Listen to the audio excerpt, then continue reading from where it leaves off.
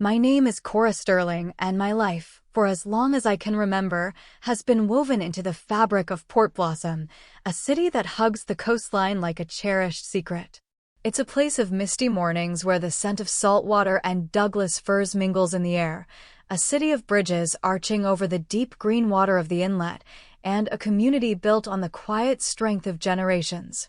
I grew up in a salt-sprayed cedar-shingled house on a hill overlooking the harbor, a home filled with the warmth of my mother's baking and the weight of my father's expectations. The kitchen still smelled of the cinnamon rolls my mother, Margaret, had insisted on making for what she'd called our family chat.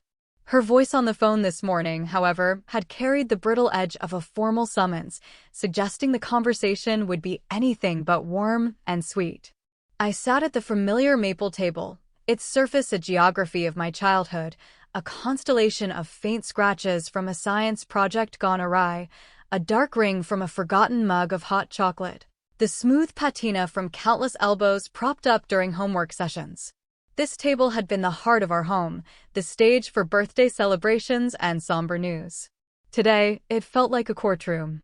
My father, Richard Sterling, sat opposite me, his posture as straight and unyielding as the old-growth trees he so admired. He wore a crisp, button-down shirt, his weekend uniform for matters he deemed important.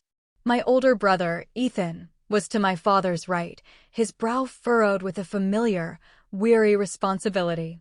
He ran a small financial planning firm downtown, a venture my father had helped him start, and he carried the weight of it in the stoop of his shoulders. My sister, Sophie, sat beside him, her hands folded neatly in her lap, her expression a careful blend of concern and social anxiety. She managed fundraising for a local arts council, a role that made her acutely sensitive to the family's public image. Cora, my father began, his voice imbued with a practiced, gentle authority that I knew was a prelude to a verdict. We've asked you here today because we're worried about you. Deeply worried. I took a slow sip of coffee from a ceramic mug I'd made in a high school pottery class, its handle slightly askew. The earthy taste was a small, grounding comfort. Worried about what, specifically? Your path, darling, my mother supplied from her post by the stove, where she was needlessly rearranging a rack of spices. It's been 4 years since you graduated. You're living in that little studio apartment in the Old Wharf district, working on, well, those computer projects of yours. I develop custom software and manage data infrastructure for a select group of clients, I corrected, my voice softer than I'd intended.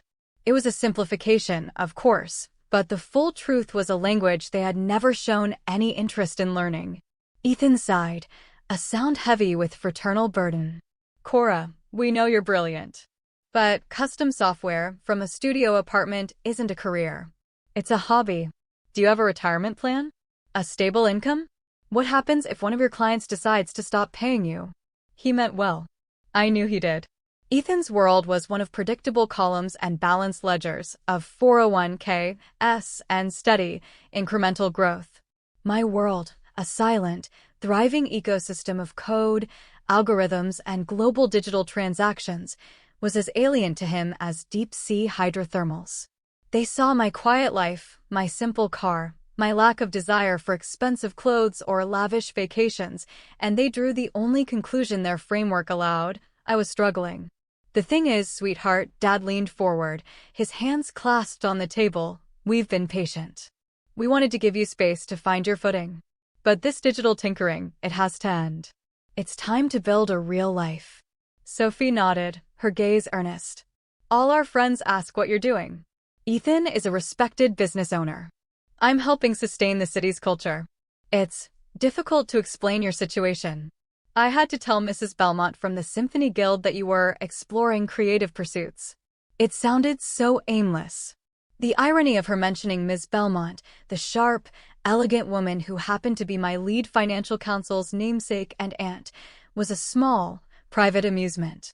I had spent most of my week in tailored trousers and silk blouses, not pajamas, leading virtual board meetings with teams in Zurich and Tokyo, finalizing a multi-million-dollar acquisition of a promising AI startup. But their narrative, the one of the brilliant but lost younger sister, was more comfortable for them. It allowed them to feel protective, responsible, and a little bit superior. "We've made a decision," Dad announced, sliding a crisp manila folder onto the center of the table. It landed with a soft, definitive thud. "It's time for some structure. Some tough love." Here it was. The intervention. I'd felt it gathering on the horizon for months, a distant storm cloud in their worried phone calls and pitying glances. I had hoped it wouldn't come to this, but I had also, quietly, prepared for it. "We're going to be closing the supplemental account," my mother said, finally turning to face me, her hands wringing a tea towel. "The one we've been depositing money into for you. It's not helping you to have that safety net." I blinked. "The supplemental account?" Ethan looked at me with a pained expression, as if explaining a harsh reality to a child. "The $500 a month Dad's been sending you. We know you've been relying on it for your rent and groceries, Cora. It's okay to admit it." That was unexpected. I vaguely recalled an old student account my parents had set up for me in my first year of university. I hadn't touched it or even thought about it since I'd sold my first piece of code for a staggering sum my sophomore year. Apparently, my father had been making deposits into that forgotten digital shoebox, creating a financial narrative that existed only in his mind. Furthermore, Dad continued, tapping the folder, "Ethan has made a very generous offer. He's created a position for you at Sterling and Associates. It's an operations management role," Ethan added, trying to sound encouraging. "You'd be fantastic at it. Organizing client data, streamlining our systems. You could use your tech skills in a professional environment. A stable salary, benefits, a clear path for advancement." "That is generous of you, Ethan," I said, keeping my tone perfectly even. I knew, from my own discreet research, that Sterling and Associates was barely staying afloat. Ethan was a brilliant planner for individuals, but his firm lacked the capital and technology to compete. He was struggling, and the idea that he was in a position to rescue me was both heartbreaking and profoundly misinformed. "Of course," Dad added, "this is all contingent on you giving up this solitary computer work. You need to be part of the world, interacting with people. It's time to grow up, Cora. Time to grow up." If only they could see the world I had built. A world that had started with a single, elegant algorithm I'd written in my dorm room at 19, an idea that had blossomed into a company I named Axiom Dynamics. Axiom, for a foundational truth, because my work was about creating secure, ethical, and sustainable digital structures. My hobby had grown into something that would render them speechless. "We aren't doing this to be cruel," Mom said, her eyes soft with what I knew was genuine, if misplaced, love. "We love you, Cora. We just can't stand by and watch you drift." Drifting? I felt a quiet ache in my chest. Was that what my focus looked like to them? My discipline, my passion, my 14-hour workdays spent building a silent empire, did it all just look like drifting?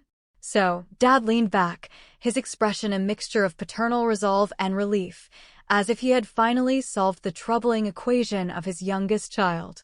"What do you say? Are you ready to come ashore and join the family business, or do we need to let you learn the hard way?" I looked at their faces, a tableau of loving concern. Ethan, trying to be the protective older brother. Sophie, worried about appearances, but also, I knew, about my happiness.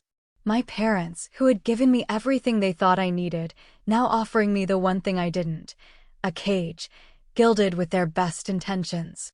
Before I answer, I said, my voice steady, "Can I ask what the final catalyst was? Why today?" Sophie fidgeted with her sleeve. "It was the Hendersons' garden party last weekend. Everyone was talking about their children. Dr. Henderson's son just made partner at his law firm. The Miller girl is heading up a new surgical wing at the hospital. When they asked about you, I didn't know what to say." "And the Mariner's Tower," Ethan mumbled, looking at the folder. "The new landlords are raising the commercial rent by 30%. I don't know if the firm can sustain that kind of hike." It just brought everything into focus. I need reliable people I can trust, and I worry about you having no security at all. The Mariner's Tower. The premier commercial building on the waterfront, a glass and steel structure that caught the morning sun like a diamond. He'd complained about the new ownership group, a mysterious LLC that had bought the entire waterfront block 6 months ago. My LLC. I drew a slow, deliberate breath. The universe, it seemed, had a flair for dramatic timing. Just then, my phone, resting face down on the table, began to vibrate with a soft, insistent hum. The screen lit up with a name, Diana Belmont, Clearwater Financial. Diana was my financial strategist, a woman whose mind was as sharp and clear as her firm's name. She managed the vast and complex architecture of my wealth with a poet's grace and a mathematician's precision. Our standing call was every third Saturday of the month, a quarterly review. Perfect. I'm so sorry, I said, my voice polite. I have to take this. It's my financial advisor. Dad waved a dismissive hand. Make it quick, Cora. We have important things to finalize. I picked up the phone. For a fleeting second, I considered taking the call in the other room, preserving their version of reality, saving them this embarrassment. But that would be a disservice to us all. To build something new, sometimes you have to burn the old, comforting illusions to the ground. I swiped to answer and, with a steady hand, pressed the speakerphone icon. Good morning, Cora. I hope I'm not interrupting anything. Diana's voice, crisp and confident, filled the sudden quiet of the kitchen. Not at all, Diana. I'm just here with my family, actually. We were discussing finances. Oh, wonderful, she said, a hint of warmth in her professional tone. Then they'll be pleased with the Q3 summary. It's been another exceptional quarter. My family exchanged confused glances. Ethan's eyes narrowed slightly, probably assuming I was about to discuss a late invoice for a few $1,000s. Go ahead, Diana, I said calmly. What are the numbers looking like? Right. Well, the licensing revenue from the Axiom platform is holding strong at approximately $1.2 billion for the year, up 7% from last quarter. The real estate portfolio has shown remarkable growth, especially after the Port Blossom waterfront acquisition. The total valuation of your property holdings now sits at just over $2.7 billion. The air in the room seemed to crystallize. My father's hand, which had been reaching for his coffee cup, stopped midair. My mother's worried expression slackened into sheer, uncomprehending shock. Ethan's face went utterly pale. Sophie's mouth was slightly agape. Diana, oblivious to the bomb she had just detonated, continued cheerfully. The private equity side is where things are really exciting. Your early-stage investment in the synaptic AI firm, Neuraleap, has matured beautifully. Their valuation just tripled. When we combine that with your diverse stock portfolio and liquid assets, your total estimated net worth is currently, let me see, $9.4 billion. The silence that followed was absolute. It was so profound I could hear the faint hum of the refrigerator, the distant cry of a gull over the harbor, and the frantic, silent thumping of my own heart, not with nerves, but with a strange, soaring sense of release. Cora? Are you there? Diana's voice cut through the stillness. Yes, Diana. I'm here, I managed, my voice a little tight. Just letting my family absorb the numbers. Of course. I trust they're proud. It's a staggering achievement. Building a fortune of this magnitude, and with such a focus on ethical and sustainable ventures, it's a legacy, not just a balance sheet. Your parents must be thrilled. Ethan made a small, strangled sound. Now, Diana went on, all business again, about the tax strategy. With this level of income, we need to be proactive. I've scheduled a meeting with the legal team for Tuesday to discuss restructuring the philanthropic foundation. Will that work for you?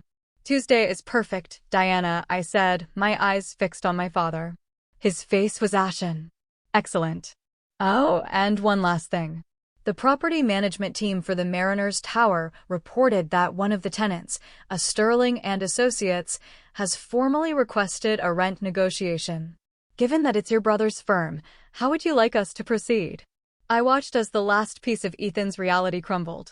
He stared at me, his eyes wide with a dawning, horrified understanding. Thank you, Diana. I'll handle that directly, I said gently. Talk to you on Tuesday. Very good, Cora. Give my warmest regards to your family. I ended the call and placed the phone back on the table. The silence that rushed back in was heavier now, thick with unspoken questions and shattered assumptions. $9.4 billion, my mother whispered, the words like foreign objects in her mouth. That's the current valuation, yes, I confirmed softly. My father slowly lowered his hand, his coffee cup clinking against its saucer. Cora, I don't understand. I looked around the table at the family I loved, who had just tried to save me from a life of quiet destitution that had never existed. 3 years of their well-intentioned pity, of their loving condescension, had led to this single, devastating moment of clarity. What don't you understand, Dad? I asked, my voice gentle. You said I work on computers in my little apartment.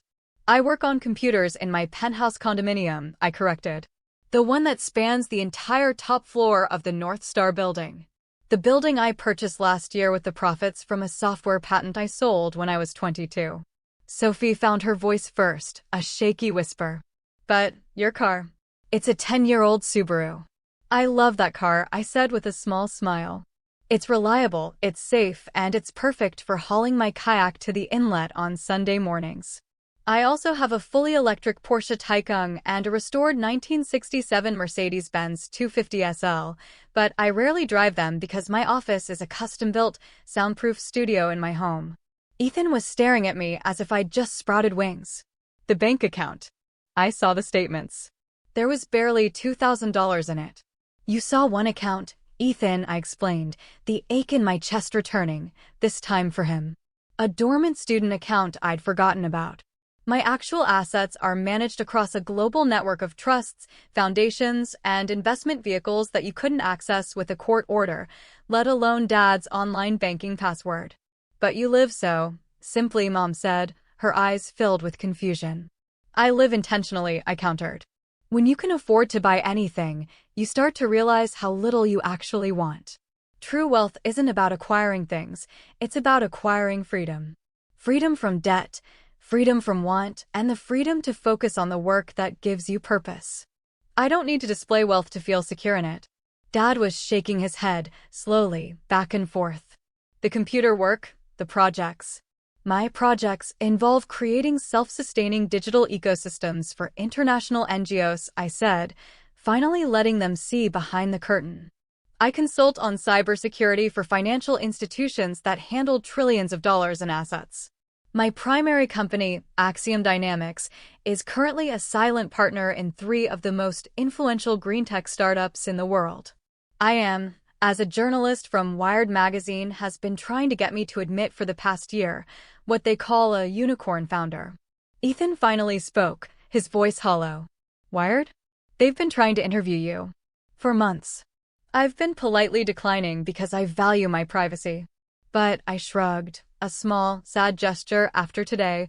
Perhaps it's time to be a bit more transparent. No, Dad said, his voice sharp. Wait. Cora, just help me understand. If all of this is true, why? Why didn't you tell us? Why let us believe you were failing? I leaned forward, my gaze meeting his. The time for gentleness was over. What we needed now was truth. When was the last time you asked me about my work, Dad? I mean, really asked. With curiosity. Without the assumption that it was just a little girl's pastime. He opened his mouth, then closed it. The silence was his answer. When did any of you, I asked, my eyes sweeping over them all, ever show any genuine interest in the substance of what I do? You saw the surface, my small apartment, my old car, and you wrote the rest of the story yourselves. A story of failure. And when I tried to share a chapter from my actual life, you skimmed the page and closed the book. I turned to Ethan. Remember Christmas 2 years ago? I tried to explain the potential of decentralized data storage. You patted my shoulder and told me to leave the big ideas to the professionals. You said I should find a nice guy who could provide for me. Ethan winced, a flush creeping up his neck. And Sophie, I said, my voice softening. Last year, at your fundraising gala, I mentioned I was looking into commercial real estate investment. You laughed and said I should focus on my own little apartment before I tried to buy the city. Sophie looked down at her hands, her carefully composed expression finally crumbling. So I stopped trying, I said, my voice quiet but clear in the still room. I stopped trying to share my victories with people who were determined to see me as a victim. It was easier to let you live in your narrative while I lived in my reality. It was less lonely. My mother's eyes filled with tears. But we're your family. We love you. I have never, for 1 second, doubted that you love me, I said, and I meant it with every fiber of my being. But you don't love me. You love the idea of me you've held onto. The struggling artist, the lost child who needs your guidance. You haven't made room in your hearts for the woman I've actually become. I stood and walked over to the counter where my laptop bag sat. I pulled out my sleek, silver machine and set it on the table, opening it. The screen came to life, displaying my dashboard, a clean, minimalist interface with cascading, real-time data from global markets, performance metrics from my companies, and secure communication channels. Would you like to see what I actually do all day? I asked. Without waiting for a reply, I began to walk them through it. The encrypted servers I managed. The philanthropic algorithm I designed that optimizes donations for maximum impact. The complex models I built to predict sustainable energy futures. The portfolio of waterfront properties, including the Mariners Tower, now displayed as a 3D architectural map. The numbers scrolling, updating in real time, were abstract and astronomical. Daily P&L figures that dwarfed my father's annual salary. The sheer scale of it was beyond their comprehension, and I could see that dawning on their faces. Dad leaned back in his chair, looking 10 years older than he had an hour ago. Cora, I don't know what to say. You could start with an apology, I suggested, not with malice, but with a simple need for acknowledgement. Not for loving me, but for underestimating me. For planning an intervention to fix a life that was never broken. For making my success feel like a secret I had to keep from you, instead of a joy I could share with you. The kitchen was silent again. The cinnamon rolls sat untouched on the counter, their sweet scent now a cloying reminder of the morning's flawed premise. You own my building, Ethan said, the words flat, toneless. I own your building, yes, I confirmed. Along with the entire district. It's a long-term investment in the future of Port Blossom. Sophie looked up, her eyes red-rimmed. Cora, we had no idea. I know, I said. That's the entire problem. I closed my laptop and sat back down. Now, about that intervention. The plan was to cut off a non-existent allowance and have me come work for you, Ethan. Is that still on the table? Dad shook his head slowly, a gesture of complete surrender. No, I think we have been profoundly mistaken. Actually, I said, a new idea taking shape, born from the ashes of this confrontation. I have a counterproposal. I turned to my brother. Ethan, come work with me.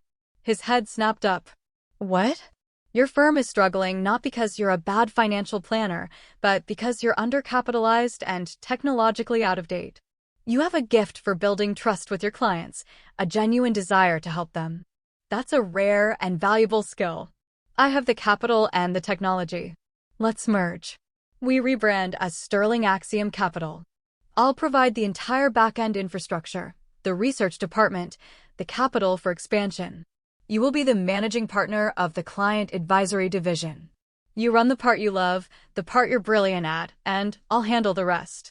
Ethan stared at me, speechless. You would, after today, you would offer me that? You are my brother, Ethan, I said softly. Your mistake was not a failure of love, but a failure of imagination. I can help you with that. I then turned to Sophie. And you? You pour your heart into raising money for the arts, fighting for every dollar.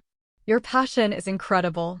Axiom has a philanthropic foundation that donates millions every year to arts and education.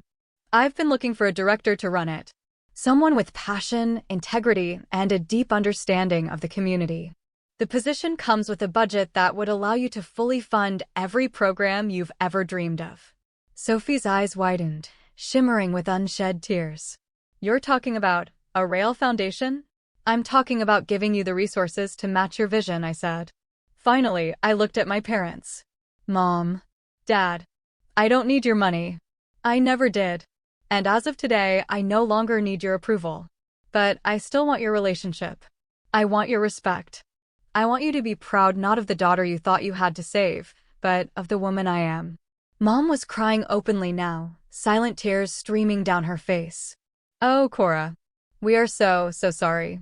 I know, I said, a true, warm smile finally reaching my lips. The question is, what do we do now? Dad cleared his throat, his voice thick with emotion. What do you need from us? Curiosity, I said simply. Trust that my choices are my own and that they are not made lightly. And an end to the assumptions. If you want to know something about my life, just ask. And then, please, listen to the answer. Can you forgive us? Mom whispered. I reached across the table and took her hand. It was warm and trembling. There's nothing to forgive.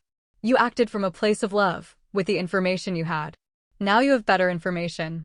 The only thing that matters is what we build from here. Ethan looked up from his hands, a flicker of his old self returning. This partnership, you're serious? Completely. I'll have Diana Belmont draw up the preliminary paperwork this afternoon. Why? He asked, his voice cracking. Why would you be so generous after we were so blind? Because that's what family is supposed to do, I said, looking around the maple table. We're supposed to lift each other up. We're supposed to be each other's greatest champions, even when we don't fully understand the game. I've proven I can build an empire alone.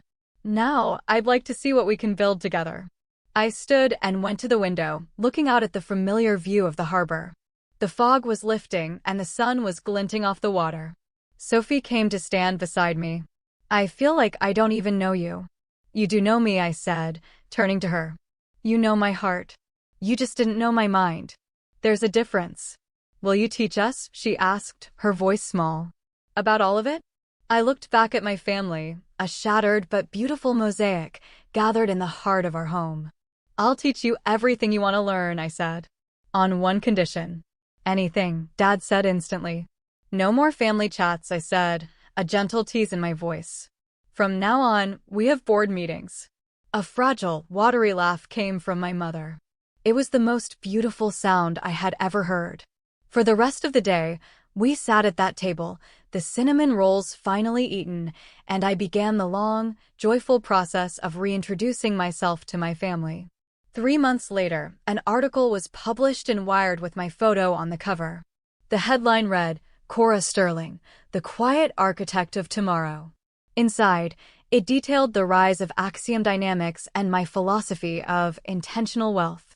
When the journalist asked about my support system, I told her about my incredible family, my brother, the brilliant financial advisor who kept me grounded, my sister, the passionate arts advocate who inspired my philanthropy, and my parents, who had given me the freedom and encouragement to follow my own unconventional path. It wasn't the story of what had happened 3 months ago, but as of that day in the kitchen, it had become the truest story of all.